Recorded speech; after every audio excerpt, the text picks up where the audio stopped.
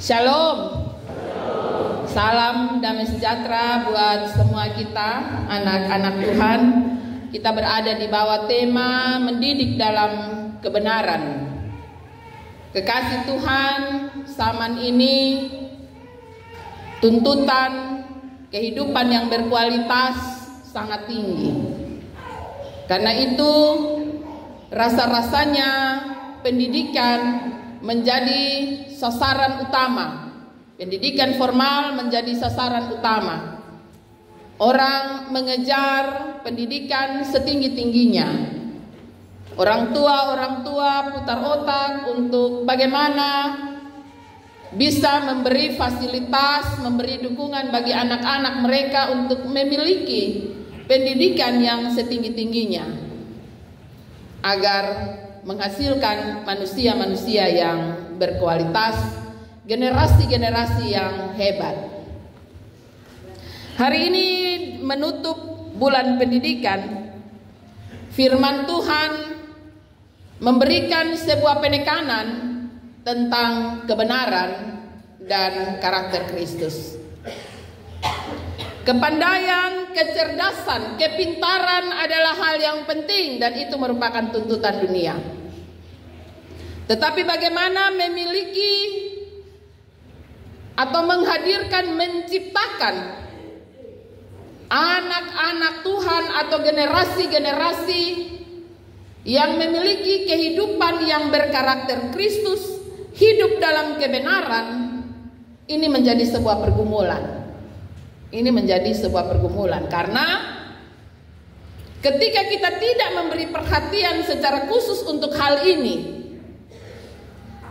maka kita akan mendapatkan pribadi-pribadi atau generasi-generasi yang cerdas, yang pintar dan pandai, tapi yang tidak memiliki hikmat dan tidak takut Tuhan.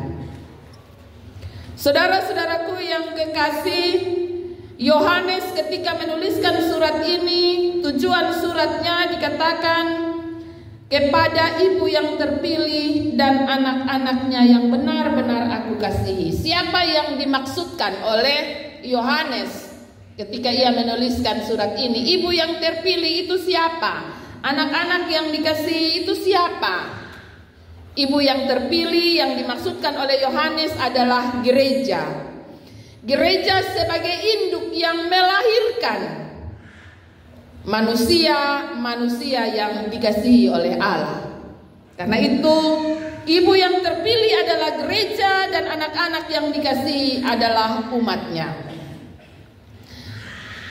Ia menuliskan dalam bacaan kita bahwa aku sangat bersukacita karena aku mendapati bahwa separuh anak-anakku hidup dalam kebenaran. Ini menjadi sesuatu yang membahagiakan. Ini menjadi sesuatu yang membanggakan bagi Yohanes. Walaupun ia sedang terbuang di Pulau Patmos, masa pembuangan dia di Pulau Patmos, tapi ia mendengar informasi dan berita bahwa gereja Tuhan bertumbuh dengan baik dan masih ada banyak orang yang hidup dalam roh kebenaran. Meskipun diperhadapkan dengan berbagai ajaran-ajaran yang menyesatkan pada masa itu yang hidup di antara kehidupan berjemaat pula.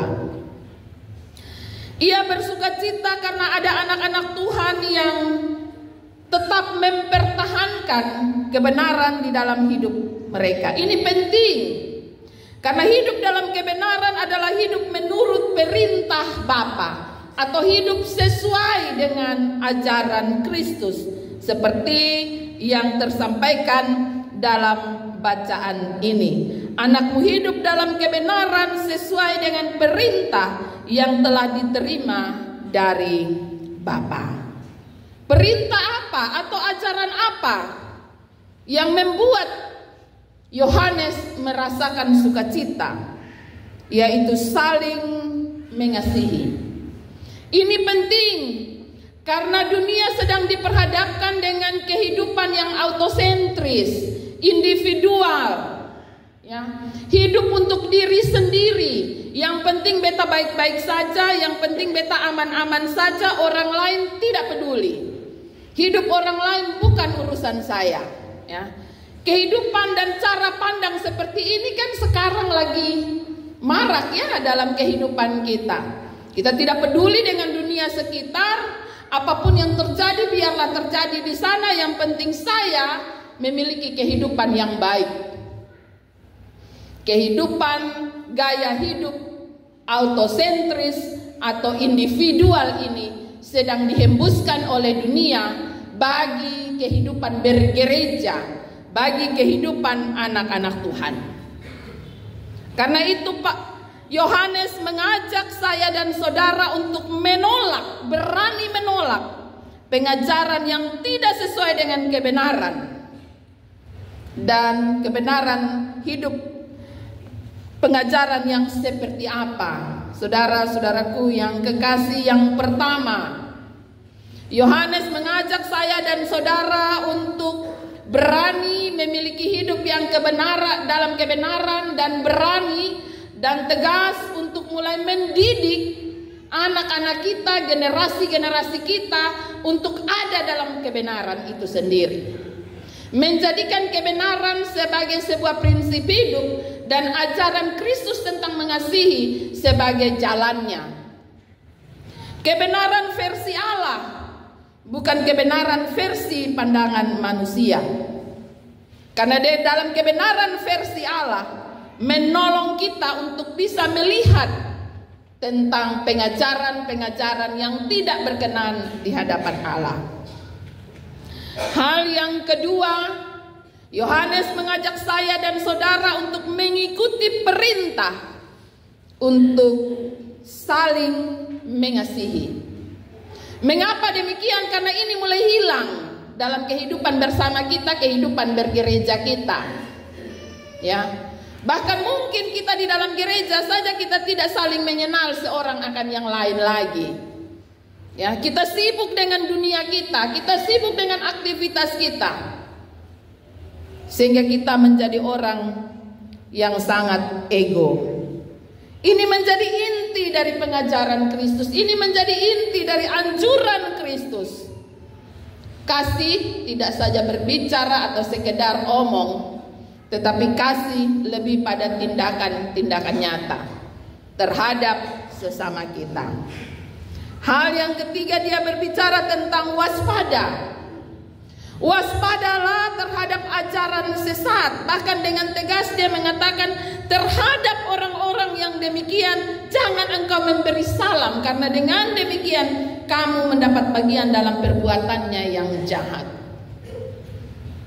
Bagi Yohanes ini hal yang perlu menjadi sesuatu yang dipertegas dalam diri saya dan saudara.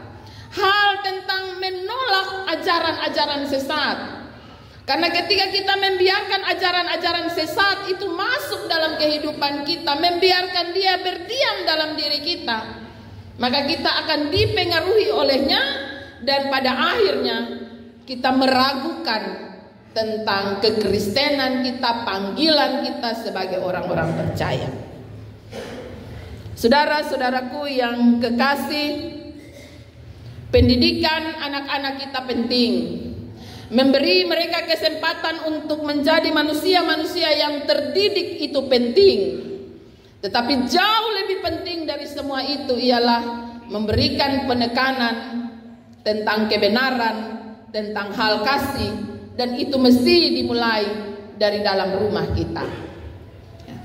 Banyak orang-orang pintar yang pada akhirnya jatuh pada paham ateis.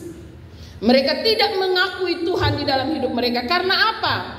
Karena mereka lebih mengenal paham autosentris. Bagi mereka, karena kehebatan mereka, karena kemampuan mereka, karena kepintaran mereka, mereka bisa menjalani hidup dalam kemewahan, dalam kekuasaan, dan dalam segala yang terbaik di dunia ini. Ini menjadi sesuatu yang mencelakakan. Ya, saya ingatkan, ini sesuatu yang sedang membawa generasi kita pada bencana yang besar. Saudara-saudaraku yang kekasih, karena itu di minggu terakhir bulan pendidikan ini, firman Tuhan mau memberikan penegasan kepada saya dan saudara dalam peran kita, terutama sebagai orang tua.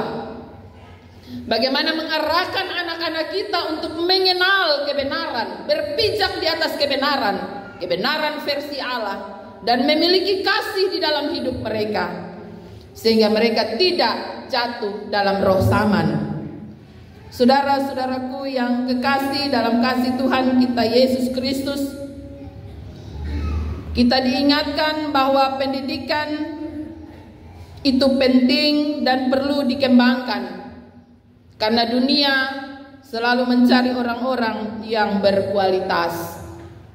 Tetapi kita juga menyadari bahwa berhadapan dengan dunia yang semakin keras ini, hanya mereka yang berintegritas dan yang memiliki karakter Kristuslah yang akan menjalani hidup ini dengan penuh rasa syukur dan sukacita. Generasi-generasi kita tidak hanya sekedar cakap dan pandai, tapi lebih daripada itu, mereka diharapkan mampu menjadi generasi yang mengasihi Allah dan hidup di dalam perintah Tuhan. Karena dengan memiliki karakter Kristus, tentu saja kita memiliki relasi yang benar dengan sesama, terlebih dengan Tuhan. Terkadang dengan egois kita mengatakan bahwa urusan agama, urusan iman adalah urusan saya dan Tuhan saya. Hati-hati, karena perintah Yesus, teladan Yesus jelas. Bagaimana ia merangkul dan mengasihi mereka yang terpinggirkan. Bagaimana dia membangun relasi bahkan dengan orang gila sekalipun ia mengasihi mereka. Ia sedang mengajarkan kepada saya dan saudara tentang sebuah relasi yang benar yang mesti dimiliki oleh anak-anak Tuhan yang berkarakter Kristus. Memiliki relasi yang baik dengan sesama, mampu memiliki integritas yang benar, nilai-nilai moral yang benar dalam hidup kita. Karena hanya dengan demikianlah kita sedang menjalani hidup yang berkualitas. Kita tetap mampu mempertahankan kebenaran dalam situasi apapun. Kebenaran dan kasih selalu mendasari cara berpikir kita, pola tingkah laku kita. Kebenaran dan kasih adalah dua hal yang tidak boleh dipisahkan. Karena kebenaran dan kasihlah yang akan menolong gereja dalam pertumbuhan ke depan. Saya dan saudara adalah gereja yang tidak kelihatan. Kemana kita mau mengarahkan gereja ini adalah bagaimana cara kita hidup di tengah-tengah dunia ini. Demikian juga bagaimana kita mengarahkan anak-anak kita untuk hidup di dalam roh takut Tuhan. Tuhan Yesus akan terus menolong saya dan saudara.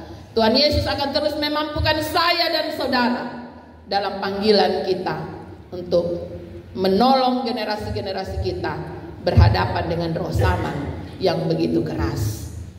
Kiranya kasih Kristus memberkati saya dan saudara. Amin.